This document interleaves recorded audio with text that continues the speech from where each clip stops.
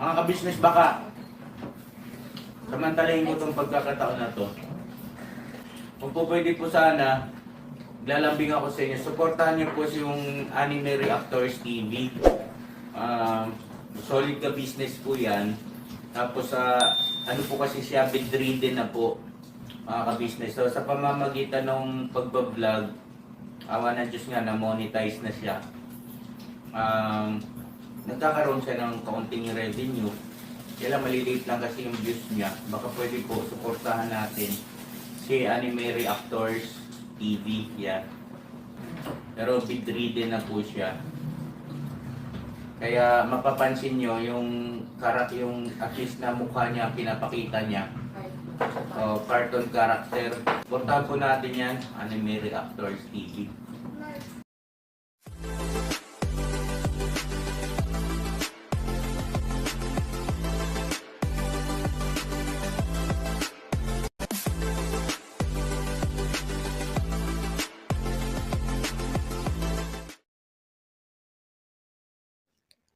Hello guys, mapagpalang araw po sa ating lahat.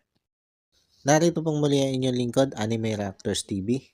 At sa mga hindi pa po nakaka-subscribe dyan sa aking munting channel, ay baka pwede naman pong makipindot na po na subscribe button. At makilike and share na rin po ng aking mga video. At patuloy din po natin suportahan ang Mag-amang Ka-Business Official at Papa Dins TV.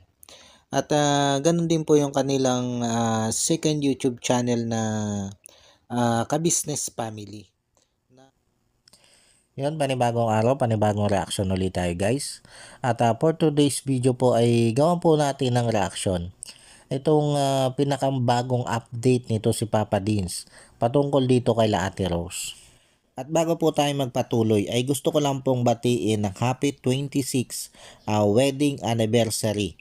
Itong sila Mr. and Mrs. Ka-Business. Sir, ma'am, ate, kuya. Happy 26 wedding anniversary po. At sana'y humaba pa po yung inyong taon ng pagsasama na kasama ang inyong pamilya. At yun guys, tuloy po tayo dito sa aking topic. At yun nga po, kung matatanda natin guys, nung nakaraang update nito sila Papa Dins patungkol dito kay Ate Rose, ay nung puntahan nila ito, nung surprise visit nila ito, ay hindi nila ito nadatnan dito sa bahay. At ang nadatnan nga lang nila dito ay itong si Raven. At maraming beses din na sinubukan nito si Papa Dins na tawagan ito si Ate Rose. Pero nung una, nagring-ring lang. Pero nung bandang huli, ay sinagot ang dalawang tawag nito si Papa Dins. Kaya lang, ay walang nagsasalita sa kabilang linya. At after nung dalawang tawag ni Papa Dins na sinagot nung nasa kabilang linya, ay biglang na out of coverage na ang cellphone ni Ate Rose. Tinatawagan ni Papa Dins pero wala na. Kumbaga, ay hindi na muli niya makontak ang linya o yung number ni Ate Rose. At pag tinatawagan na nga niya ito, ay riring lang ng konti tapos tututut na indikasyon na siya ay nakablock na sa number na yon. Kaya dito nga ay nakapagsabi itong si Papa Dins na iblinak siya. At dito sa pagkakataong ito ay nakita natin na sobrang nadismaya itong si Papa Dins sa pangyayaring yon. Dahil syempre masakit sa atin yung maramdaman natin na iblinak tayo, na wala naman tayong ginagawang masama at wala din tayong intensyong masama. Kumbaga, tayo na nga yung tumutulong ay tayo pa yung ibablock. Kaya nakita natin o nabakas natin sa mukha ni Papa Dins na talaga namang sobra siyang nadismaya sa pagkakataong yon. At dahil sa pangyayaring yon, ay medyo nag-isip itong si Papa Dins kung itutuloy pa nga ba nila yung pagtulong nila dito kay Ate Rose o ihihinto na lang. At nung magbasa tayo ng comments sa comment section, ay majority dito ang nagsasabi ay itigil na ang pagtulong dito kay Ate Rose. Dahil sabi ng iba ay niloloko na nga lang daw nila Ate Rose ito si Papa Dins. Maging sa comment section ko ng reaction ko patungkol dito ay majority doon ang gusto na ng viewers na ipatigil na dito kay Papa Dins yung pagtulong kay Ate Rose. Kaya lang syempre, tayo na nanonood lang, tayo mga viewers lang, kumbaga yung mga comment natin ay mga suggestion lang. At si Papa Dins pa rin ang may hawak kung talagang ititigil na ba niya o ipagpapatuloy pa rin ang pagtulong dito kay Ate Rose. At eto nga po guys, nito nga lang pong nakaraang upload nito si Papa Dins patungkol dito sa update niya o sa pinakambagong update niya dito kay Ate Rose ay muli nila itong sinurprise visit. At katulad dati na pag sila ay nag-surprise visit dito kay Ate Rose ay doon nila ito unang pinupuntahan sa pwesto nito sila Ate Rose na kanilang pinagtitindahan. Doon nga po sa harap ng tindahan ni Ate Ging. Pero nung daan nila doon ay wala doon sila Ate Rose. Walang nagtitinda. Kaya naman dumiretso na sila Papa Dins doon sa tinutuloy ang bahay nito sila Ate Rose. At nung dating nila doon ay nakasarado ang pinto. At inakala pa nga nila na walang tao. Pero kinatok nila ito sa pagbabaka sakaling nandun sa loob itong sila Ate Rose. At yun nga, ilang saglit lang ay lumabas na ito si Ate Rose na natutulog lang pala doon sa loob ng kanyang bahay kasama yung kanyang bunsong anak. At nung pagbuksan na nga ng pinto ni Ate Rose ito sila Papa Dins ay pupungas-pungas pa ito na halatang kagagaling pa lang sa tulog. At pahilot-hilot pa nga ito sa tiyan na tila ba may masama siyang nararamdaman sa kanyang katawan. Kaya ang naging unang tanong dito ni Papa Dins ay kung okay lang ba itong si Ate Rose. Kung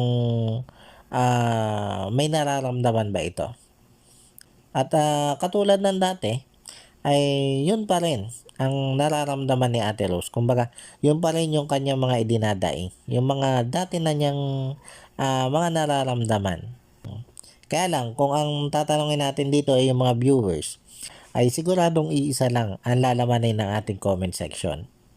Siguradong sasabihin na naman ng mga viewers natin na ito si Ate Rose ay nag-iinarte lang. Kumbaga, nagpapaawa na naman dito kay Papa Dins. Pero, syempre alam naman natin na ito si Ate Rose talaga ay may masamang nararamdaman sa kanyang katawan. Kaya nga ito yung na-hospital eh. Kaya hindi din natin masabi kung ito nga ba ay talagang nag-iinarte lang o talagang totoo na siya ay medyo masama ang pakiramdam. Pero hindi din naman natin masisisi yung ating mga viewers na ganito yung kanilang maging komento. Dahil nga nakitaan na rin natin ito si Ate Rose ng pagsisinungaling dito kay Papa Dins. Kaya nga ganito na lang yung sentimiento ng ating mga viewers dito kay Ate Rose. Anyway, dako tayo dito sa pagkompronta nitong si Papa Dins dito kay Ate Rose. At eto nga po guys, ang una naging tanong dito ni Papa Dins ay kung bakit hindi na nagtitinda itong sila Ate Rose at kung ilang araw na silang hindi nagtitinda. At ang sagot ni Ate Rose ay may 3 weeks na nga daw po silang hindi nagtitinda. At ang dahilan nun ay yun nga, nagpapahinga muna daw siya. At dito ay idinugtong na rin ni Ate Rose yung patungkol doon sa hindi niya pagsagot dito sa tawag ni Papa Dins. At ang mahiwagang kwento dito ni Ate Rose o ang alibay dito ni Ate Rose ay nung panahon daw kasing yon ay kausap niya ang advisor ni Jello. At nag-aayos nga daw siya ng Form 137 nitong si Jello nung panahon tumatawag itong si Papa Dins. Kaya hindi daw niya ito nasagot. At ang nakasagot nga daw po ng tawag nito si Papa Dins ay si Jello. Kaya lang ay hindi daw kilala nitong si Jello yung number ni Papa Dins. Kasi hindi daw naman doon sa cellphone dala nila naka-phone book ang number ni Papa Dins. Kaya hindi ito nakilala ni Jello. Kaya naman pinatay ni Jello yung tawag o hindi nagsalita itong si Jello. At after nung dalawang tawag ni Papa Dins na nasagot nitong si Jello ay na-empty daw naman ang battery ng cellphone. Kaya hindi na daw ito makontak ni Papa Dins. At yung time nga yun ay inakala ni Papa Dins na siya'y blinak nitong si Ate Rose. Dahil sabi nga ni Papa Dins ay alam niya pag siya'y ibinablock ng isang tinatawagan niya. Kumbaga, riring ng kaunti tapos magtututot. At ganun yung nangyari sa kay Papa Dins. Kaya nasabi niyang iblinak siya nitong si Ate Rose. Pero ang katwiran ni Ate Rose ay hindi daw naman niya iblinak itong si Papa Dins. Kumbaga, na empty bat lang daw talaga siya. Ang pinagtataka ko lang guys, ay bakit sa tuwing na lang tatawag itong si Papa Dins dito kay La Ate Rose? Pag wala itong sila Ate Rose dito sa bahay, ay lagi na lang na empty ang battery ng cellphone nitong si Ate Rose. Ganon din kasi yung nangyari nung isang beses nilang tinatawagan itong sila Ate Rose na hindi nila makontak. Na hindi makontak nitong si Papa Dins. At ang katwiran ni Ate Rose ay na-empty yung battery ng kanilang cellphone. At ito na naman, ganito na naman yung alibay nito si Ate Rose. Na-empty na naman ang battery ng kanilang cellphone. At ang dagdag dito ni Ate Rose ay hindi daw naman niya ibablock itong si Papa Dins. At bakit daw niya ibablock itong si Papa Dins? Ay wala naman daw dahilan para i-block niya ito. At may kwento pa nga dito si Ate Rose doon sa pangyayari ng tawag na yun ni Papa Dins. Pero ito si Papa Dins ay tila ba hindi ganun kakumbinsido sa mga ikinikwento nito si Ate Rose. Makikita naman natin sa reaction ni Papa Dins na hindi siya ganun kakumbinsido dito sa mga ikinikwentong ito ni Ate Rose o sa mga naging paliwanag nito si Ate Rose. Kasi sabi nga nito si Papa Dins, bukod doon sa tawag ay nag-text pa siya dito kay Ate Rose. Kaya paano hindi malalaman nito si Jello na siya yung tumatawag? Ay kasi may text nga siya. Pero ang sabi naman nito si Ate Rose ay wala naman siya nare-receive na text galing dito kay Papa Dins. So dahil nga sa tingin ko nga hindi kumbinsido dito si Papa Dins sa mga paliwanag na ito ni Ate Rose, ay pinutol na niya dito yung usapan patungkol doon sa pangyayaring yon. At ang itananong na lang ni Papa Dins dito kay Ate Rose ay yung patungkol doon sa kanilang lilipatan. Pero ang sabi ni Ate Rose ay yun nga, hindi na daw sila naghanap kasi nga ang advice nito si kabisnes ay doon na lang sa malapit sa kanila, doon na lang maghanap ng mauupahan. At maghahanap din ito sila kabisnes at sila Papa Dins nga ng pwedeng maupahan nito sila Ate Rose doon sa hindi kalayuan sa kanila. Dahil nga ang concern nila dito ay itong si Arvin. Para mailayo nga ito doon sa hindi magandang barkada na kinawiwilihang samahan ngayon ni Arvin.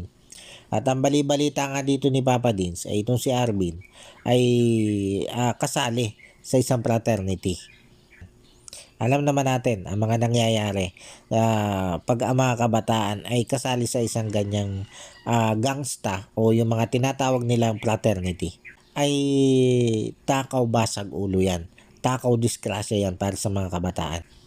Nakalimitan niya ay yan pa yung nagiging daan ng kapahamakan ng isang kabataan. At yun yung isa na concern dito nila Papa Dins at nila ka-business, na mailayo nga dito si Arvin. At habang pinag-uusapan nga nila itong patungkol dun sa lilipatan nitong sila Ate Rose, ay idinugtong na rin dito ni Ate Rose kung bakit hindi na nga muna sila nagtitinda ngayon.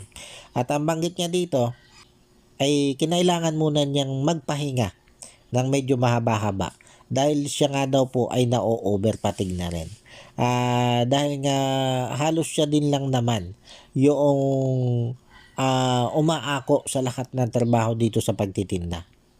Dahil itong si Raven nga po ay nakikitinda doon sa Shumayan nung pulis na yun nga, yun yung may-ari ng kulong-kulong na sinabi dati ni Ate Rose na kanyang hinuhulugan. At ito si Arvin naman nga ay hindi na halos ito mapakinabangan dahil nawiwili nga ito dun sa barkada.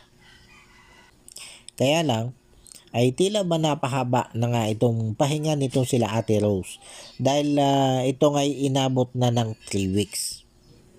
At siguro naman kung talagang pahinga lang ang layunin ng pagtigil nitong sila Ate Rose ng pagtitinda, ay sa tingin ko yung 1 week ay medyo okay na yun eh. Kumbaga nakabawi na doon ang iyong katawan. Kaya lang ayun nga, inabot ng 3 weeks. Kaya hindi natin malaman kung talagang pahinga lang ang dahilan ng kanyang hindi pagtitinda o wala na talaga siyang puhunan. Wala nang ibibili ng paninda. Pero syempre hindi naman natin may pinpoint yan dahil hindi naman natin alam o hindi naman natin hawak ang buhay nito sila Ate Rose. Kumbaga conclusion lang yan. At pagkatapos niyang matanong ni Papa Dins itong patungkol dito sa pagtitinda nila Ate Rose dun sa haba ng kanilang pagpapahinga dito sa pagtitinda, ay naitanong naman ni Papa Dins itong patungkol naman sa kalusugan nito si Ate Rose. At sabi dito ni Ate Rose ay hindi na natuloy yung kanyang mga pagpapacheck up dahil nga wala din naman siyang igagastos sa mga pagpapalaboratory. At pati nga daw po yung pang-upa doon sa bahay na pinatabi sa kanya ni Papa Dins ay nagastos na rin niya. Dahil na nga rin doon sa pagpapauli-uli niya sa pagpapacheck up niya. Pero ang banggit daw naman ni Kuya Rodel ay papalitan niya ito pag nakasweldo na siya. At dito nga guys ay muling nagpaliwanag itong si Ate Rose. Patungkol nga doon sa pangyayari na nabanggit nito si Papa Dins na siya nga iblinak nito si Ate Rose. At yun nga, inulit-uli niya na walang dahilan para i-block niya itong si Papa Dins. At nung dating nga daw nila dito sa bahay at nung makita niya si Papa Dins ang tumawag, ay nag-message agad siya dito kay Papa Dins. At sinabi nga daw niya na hindi niya i-blinak itong si Papa Dins. Kumbaga kaagad siyang nagpaliwanag sa bagay na yon. At meron din siya mga ibinukas na hinaing para doon sa mga nagko-comment laban sa kanya. At para sa kanya daw ay nauunawaan niya yon, yung mga nagko-comment laban sa kanya. At doon nga daw po sa mga nag-comment na bitawan na siya ni Papa Dins, ay ang sabi niya dito ay si Papa Dins naman ang makakapag-desisyon nun kung sila ay bibitawan na nito sila Papa Dins. Dahil alam naman daw ni Papa Dins ang mga buong pangyayari o ang mga nangyayari sa loob ng kanyang pamilya. Kumbaga, sinabi nga niya dito na transparent siya pagdating kay Papa Dins. Kaya nga hindi ko maiwasan na maalala yung patungkol doon sa hinuhulugan niyang kulong-kulong daw kuno. Kaya nga sabi ko kung transparent siya ay dapat lahat ng katotohanan ay sinasabi niya kay Papa Dins. Sa bagay, tapos na yan. Kumbaga naalala ko lang dahil doon sa sinabi niyang transparent siya doon kay Papa Dins.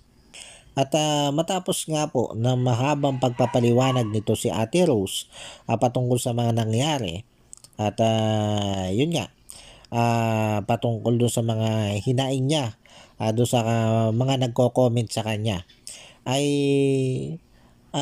sinabi ni Papa Dins na pagbibigyan pa niya ng isa pang pagkakataon itong sila Ate Rose. Kumbaga, bibigyan niya ng huling baraka itong sila Ate Rose. At kung hindi pa nga daw ito magsasucess, ay doon na siya magpapasya na bitawan itong mga ito. Kaya lang, nung silipin natin ang comment section ni Papa Dins, ay eto yung lumabas. Eto yung mga nabasa natin sa comment section ni Papa Dins. Ang nasa comment section guys ay majority dito ay kontra sa naging desisyon ni Papa Dins na muling